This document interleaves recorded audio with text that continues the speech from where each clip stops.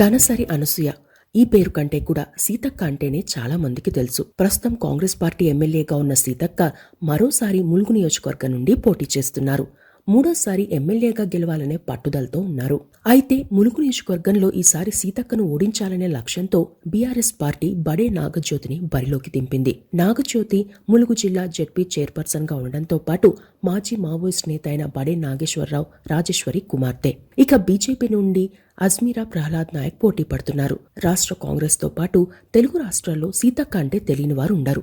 దీంతో ఈ ఎన్నికలు రాష్ట్ర వ్యాప్తంగా ఆసక్తికరంగా మారాయి. ఈ నేపథ్యంలో సీతక్కకు సంబంధించిన అంశాలను తెలుసుకుందాం. లీడర్ అంటే మంది మార్బలాన్ని వెంట వేసుకుని తిరిగేవారు కాదని, తమ వారి కోసం అహర్నిశలు శ్రమించేవారే లీడర్ అవుతారని ఇప్పటికే చాలాసార్లు నిరూపించారు సీతక్క. అణగారిన వర్గాల కోసం చదువుకునే రోజుల్లోనే ఎర్రబావుట ఎగరవేసిన ధనసరి అనసూయ సీతక్కగా మారారు. తరువాత ప్రజాక్షేత్రంలోకి వచ్చారు. సీతక్క అసలు పేరు ధనసరి అనసూయ. ఉమ్మడి వరంగల్ జిల్లా ములుగు మండలం జగ్గన్నపేటలో 1971 జులై 9న పేద కుటుంబంలో జన్మించారు. తల్లి సమ్మక్క, తండ్రి సమ్మయ్య. వీరికి సీతక్క రెండో సంతానం. సీతక్క అన్న పేరు సాంబయ్య.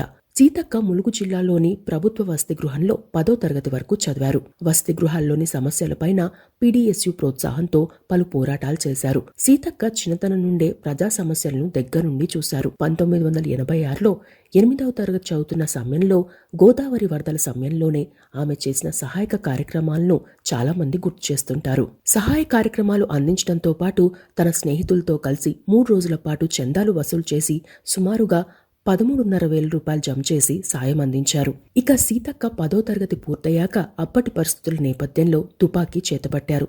అప్పటికే అంటే 1988లో సీతక్క తన భావని స్ఫూర్తిగా తీసుకుని అడవి బాట పట్టారు. చంద్రపుల్లారెడ్డి గ్రూప్లో చేరారు.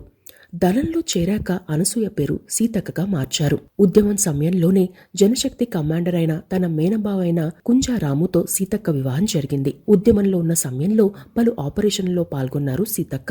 తరువాత పరిస్థితుల నేపథ్యంలో ఓ ఘటనలో సీతక్క అరెస్ట్ అయ్యారు. అరెస్ట్ అయిన సమయంలో సీతక్క 4 నెలల గర్భిణి. అయినా ఉద్యమం నుండి వైదొలగలేదు. జైలు జీవితం అనుభవించారు. డెలివరీ దగ్గరకు వచ్చిన సమయంలో విడుదలయ్యారు. కుమారుడు పుట్టిన తర్వాత కొన్ని రోజుల పాటు మాత్రమే ఇంటి వద్ద ఉన్నారు. తర్వాత బిడ్డను తమ వాళ్లకు అప్పచెప్పి ఉద్యమంలోకి వెళ్లారు. నర్సంపేట ప్రాంతంలో ప్రజా బంధువుగా ఎదిగారు సీతక్క. దళ కమాండర్గా ఉత్తర తెలంగాణ జిల్లాల కార్యవర్గ సభ్యురాలిగా ఎదిగారు. ఓవైపు నిర్బంధం, మరోవైపు ఆపరేషన్లు, రిక్రూట్మెంట్లను చూడడం లాంటి బాధ్యతలు నిర్వర్తించారు. తన వాగ్దాటితో ఉద్యమంలో ఉత్సాహం నూరిపోసేవారు. దళంలో చురుగ్గా కార్యకలాపాల్లో పాల్గొన్న సీతక్క పలుమార్లు పోలీసు నుండి త్రుటిలో తప్పించుకున్నారు. ఉద్యమం అంటే బయటకు చెప్పుకునేంత ఈజీగా ఉండదని, ఒక్కోసారి రోజుల తరబడి అన్నం కూడా దొరకని పరిస్థితి ఉంటుందని, అన్నిటికీ తెగించడంతో పాటు పట్టుదల ఉంటేనే ఉద్యమంలో రాణించగలమని చాలా మంది చెబుతుంటారు. అలాంటి పరిస్థితులను సమర్థంగా ఎదుర్కొన్న సీతక్క దళంలో కీలక బాధ్యతలు నిర్వర్తించారు. తరువాత సిపిఐఎంఎల్ జనశక్తిలో సంక్షోభం తలెత్తింది. అప్పటి పరిస్థితుల నేపథ్యంలో ఉద్యమంలో కొనసాగే పరిస్థితులు లేకపోవడం, దళాల లక్ష్యంపై విధానాలు అస్పష్టంగా ఉండడం, సైద్ధాంతికంగా కూడా మార్పులు రావడం జరిగాయి. అదే సమయంలో నక్సల్స్ ప్రజాక్షేత్రంలోకి రావాలని, ప్రజాస్వామ్యయుతంగా పోరాటం చేయాలని చంద్రబాబు నాయుడు ఇచ్చిన పిలుపుతో నక్సల్స్ ఉద్యమాన్ని వీడారు. న్యాయస్థానంలో లొంగిపోయారు.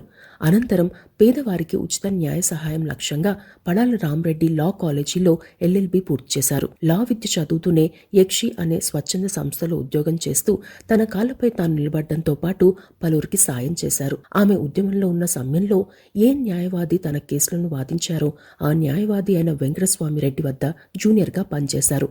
ఆ తరువాత వరంగల్ కోర్టులో న్యాయవాదిగా ప్రాక్టీస్ చేశారు. అయితే న్యాయవాదిగా ఉంటే తాను అనుకున్న స్థాయిలో ప్రజలకు అండగా ఉండడం సాధ్యం కాదని స్వచ్ఛంద పోరాటం వైపు మళ్లారు. అప్పటికే పలు పార్టీలు సీతక్కను ఆహ్వానించినా అప్పటి చంద్రబాబు పిలుపు మేరకు చంద్రబాబుతో భేటీ అయ్యారు. అణగారిన వర్గాలకు పార్టీ ఇచ్చే ప్రాధాన్యం, మహిళా సాధికారిత, డ్వాక్రా, స్మాల్ స్కేల్ ఇండస్ట్రీస్, స్వయం ఉపాధి లాంటి అంశాలు నచ్చడంతో టీడీపీలో చేరేందుకు సిద్ధమయ్యారు. అప్పట్లో నామినేషన్కు కొన్ని రోజుల ముందే టీడీపీలో చేరారు. 2004లో తొలిసారి టీడీపీ నుండి పోటీ చేసి కాంగ్రెస్ పార్టీ అభ్యర్థి పోదెం వీరయ్య చేతిలో ఓటమి పాలయ్యారు. ఆ ఎన్నికల్లో పోదెం వీరయ్యకు 55,000 ఓట్లు రాగా సీతక్కకు 41,000 ఓట్లు వచ్చాయి. ఇక 2009 ఎన్నికల్లో మహాకూటమి అభ్యర్థిగా తెలుగుదేశం పార్టీ నుండి పోటీ చేసి కాంగ్రెస్ పార్టీ అభ్యర్థి పోదెం వీరయ్యపై తొలిసారిగా ఎమ్మెల్యేగా గెలిచి అసెంబ్లీలో అడుగుపెట్టారు సీతక్క. ఆ ఎన్నికల్లో సీతక్కకు 64,000 ఓట్లు రాగా పొదెం వీరయ్యకు 45,000 ఓట్లు వచ్చాయి. దాదాపు 18,000 ఓట్ల మెజార్టీతో గెలుపొందారు సీతక్క. అయితే 2014 అసెంబ్లీ ఎన్నికల్లో తెలంగాణ రాష్ట్ర సమితి అభ్యర్థి అజ్మీరా చందూలాల్ చేతిలో ఓడిపోయారు. ఆ ఎన్నికల్లో 3వ స్థానంలో నిలిచారు. అజ్మీరా చందూలాల్కి 58,000 ఓట్లు రాగా పొదెం వీరయ్యకు 41,000 ఓట్లు, సీతక్కకు 39,000 ఓట్లు వచ్చాయి. 2014 తర్వాత టీడీపీలో ఏర్పడిన పరిస్థితుల నేపథ్యంలో అప్పటి టీడీపీ వర్కింగ్ ప్రెసిడెంట్, ప్రస్తుత ఎంపీ రేవంత్ రెడ్డితో పాటు సీతక్క కూడా టీడీపీని వీడి కాంగ్రెస్లో చేరారు. 2018లో రెండోసారి గెలిచారు. ఆ ఎన్నికల్లో కాంగ్రెస్ నుండి పోటీ చేసిన సీతక్కకు 88,000 ఓట్లు రాగా టీఆర్ఎస్ అభ్యర్థి అజ్మీరా చందూలాల్కి 66,000 ఓట్లు వచ్చాయి.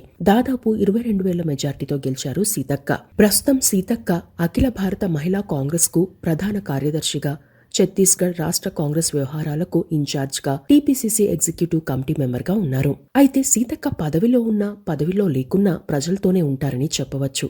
ఆమె తల్లిదండ్రులు కూడా ఏ రోజు తమ కుమార్తె ఎమ్మెల్యే అని ఎక్కడా చెప్పలేదు. సీతక్క తండ్రి ఇప్పటికీ గ్రామంలో తనకున్న కొద్దిపాటి పోడు భూమిలోనే వ్యవసాయం చేస్తుంటారు. సీతక్క కూడా సాధారణ జీవితాన్ని ఇష్టపడతారని చెప్పవచ్చు. కోవిడ్ సమయంలో సీతక్క చేపట్టిన సేవా కార్యక్రమాలు దేశవ్యాప్తంగా ఆదర్శంగా నిలిచాయి. లాక్డౌన్ విధించిన కారణంగా మారుమూల పల్లెలు, గిరిజన పల్లెలతో పాటు అటవీ ప్రాంతాల్లో నిత్యావసరాలు అందడం కష్టంగా మారింది. ఈ తరుణంలో MLA Seethakka Mulugu sub registrar తస్లిమాతో కలిసి 100 కిలోమీటర్ల నడక మార్గం ద్వారా నిత్యావసరాలను తీసుకెళ్లారు. రవాణా మార్గం లేని ప్రాంతాలకు నిత్యావసరాలు మోసుకొని వెళ్లడంతో పాటు అటవీ ప్రాంతాల్లో ప్రయాణించి రాష్ట్రాల సరిహద్దులు దాటి ఆదివాసీలకు సాయాన్ని అందించారు. ఆ క్రమంలోనే సీతక్క కాలుకు ఫ్రాక్చర్ అయింది. ఆ కాలుతోనే మళ్లీ సేవా కార్యక్రమాలు ప్రారంభించారు. అయితే నిత్యం ప్రజలతో ఉండడంతో పాటు పలు ప్రయాణాల కారణంగా సీతక్క కోవిడ్ బారిన పడ్డారు.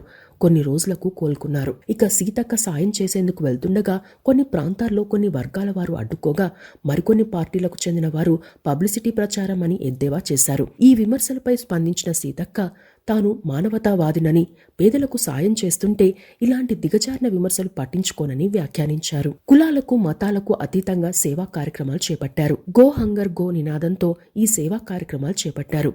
దాదాపు 1,500 కిలోమీటర్ల మేర కేవలం అటవీ ప్రాంతాల్లో నడక మార్గంలో మోసుకుంటూ వెళ్లి వేలాది మంది కుటుంబాలకు నిత్యావసరాలు అందించారు. కోవిడ్ సమయంలోనే కాదు, సాధారణ సమయంలోనూ సీతక్క సేవా కార్యక్రమాలు కొనసాగుతాయి.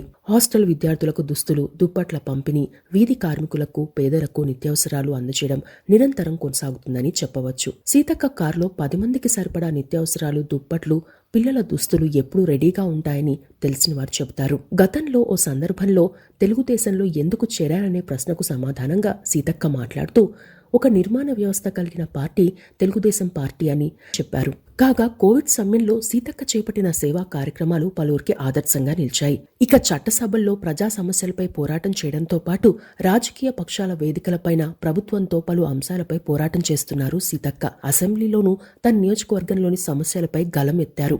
రాజకీయాలకు అతీతంగా పోడు భూములపై హక్కులు, మారుమూల ప్రాంతాల్లో అభివృద్ధి కార్యక్రమాలు తదితర అంశాలపై మాట్లాడతారు. కాగా సీతక్క జీవితంలో విషాదకర సంఘటనలు ఉన్నాయి. తన సోదరుడు సాంబయ్య పోలీసుల చేతిలో ప్రాణాలు కోల్పోయాడు. మరికొన్ని విషయాలకు వస్తే 2022లో ఉస్మానియా యూనివర్సిటీ నుండి పొలిటికల్ సైన్స్ లో పీహెచ్డీ పూర్తి చేశారు సీతక్క. ఎమ్మెల్యే కాకముందే ఎల్ఎల్బీ పూర్తి చేసిన సీతక్క ఎమ్మెల్యే అయ్యాక పీహెచ్డీ పూర్తి చేశారు. ఇక మేడారం జాతర విషయానికి వస్తే సీతక్క జీవితానికి చాలా దగ్గర సంబంధం ఉందని చెప్పవచ్చు. కోయ గిరిజనుల ఆరాధ్య వనదేవతల జాతర ఉనికిని ప్రచారంలోకి తేవడంలో సీతక్క చాలా కృషి చేశారని చెప్పవచ్చు. రోడ్లు, తాగునీరు, విడిది గృహాలు సీతక్క హయాంలోనే ఏర్పాటయ్యాయి. మేడారం జాతర ప్రారంభానికి దాదాపు 1 నెల రోజుల నుండే సీతక్క అక్కడి పనుల్లో నిమగ్నమవుతారు. పడిగిద్దరాజు గద్దెను మేడారంలో సాధించడంలో సీతక్క కృషి గొప్పదని చెప్పవచ్చు. ఇక ఎమ్మెల్యే అయ్యాక సీతక్క కారు ఢీకొని ఓ చిన్నారి ప్రాణాలు కోల్పోయింది. అప్పట్లో ఈ అంశం వివాదాస్పదమైంది. సీతక్క ఆస్తుల విషయానికి వస్తే తాజా అఫిడవిట్ ప్రకారం ఎమ్మెల్యే సీతక్క వార్షిక ఆదాయం 4,62,000గా చూపారు. చరాస్తులు 4,83,000 ఉండగా స్థిరాస్తుల విలువ 78 లక్షలుగా చూపారు. అందులో 2012లో కొన్న భూమి విలువ కూడా ఉంది. ఇక సీతక్కకు హౌసింగ్ లోన్ 24,74,000 ఉంది. ఇక 2018 ఎన్నికల అఫిడవిట్ ప్రకారం సీతక్కకు ఉన్న చరాస్తులు 2.8 లక్షలుగా చూపారు. ములుగు మండలం జగ్గన్నపేటలో వారసత్వంగా వచ్చిన ఎకరం వ్యవసాయ భూమి ఉంది. హనుమకొండలో 400 గజాల నాన్ అగ్రికల్చర్ ల్యాండ్ ఉంది. 2017లో 12 లక్షలకు ఆ భూమి కొన్నారు.